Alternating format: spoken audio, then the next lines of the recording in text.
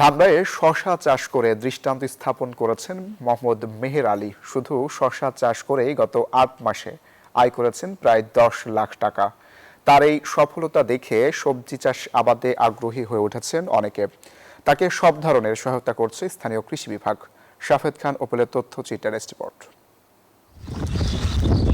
দোচালা ঘরের চালের মতো মাচা, দুই পাশে থোকায় থোকায় ঝুলছে সবুজ শশা। ঢাকার ধামরাই উপজেলার সনরা ইউনিয়নের ভালো বাথলি গ্রামের এই সবুজের রাজ্য গড়ে তুলেছেন কৃষি উদ্যোক্তা মেহের আলী।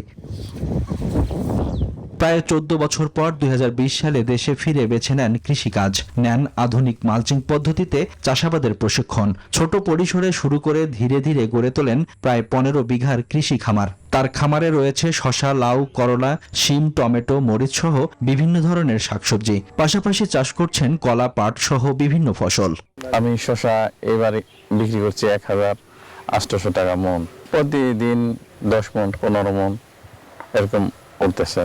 মেহের আলীর আয়ের বড় অংশই আসছে শশা থেকে। মাত্র ৮ মাসে শশা বিক্রি করে আয় করেছেন প্রায় ১০ লাখ টাকা। বর্তমানে সব মিলিয়ে তার মাসিক গড় আয় দাঁড়িয়েছে প্রায় ২.৫ লাখ। পাশাপাশি কর্মসংস্থানের সুযোগ হয়েছে অনেকের। শশা বনে ভাই, আবার টমেটো বনে, কপি বনে, সব দিক দিয়ে আমরা এই জায়গায় থাকি সব সময়।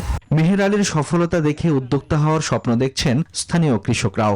উনি বেশ এই সবজি চাষ করে এখন লাভবান হইতেছে এবং সামনে আরো ভালো করবে। বিভিন্ন পরামর্শ সহ সব ধরনের সহায়তা দিচ্ছে কৃষি বিভাগ। নিরাপদ যে ফসলটা, এইটা যেন কৃষক লাভজনকভাবে উৎপাদন করতে পারে, সে যেন আরো উদ্বুদ্ধ হয় এবং একই সাথে ভোক্তা যেন তার খাবার টেবিলে সে যেন নিরাপদ একটা খাবার ন্যায্য মূল্য পেয়ে যায়।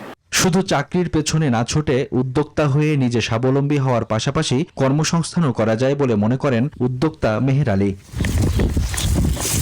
Desk report, news 24।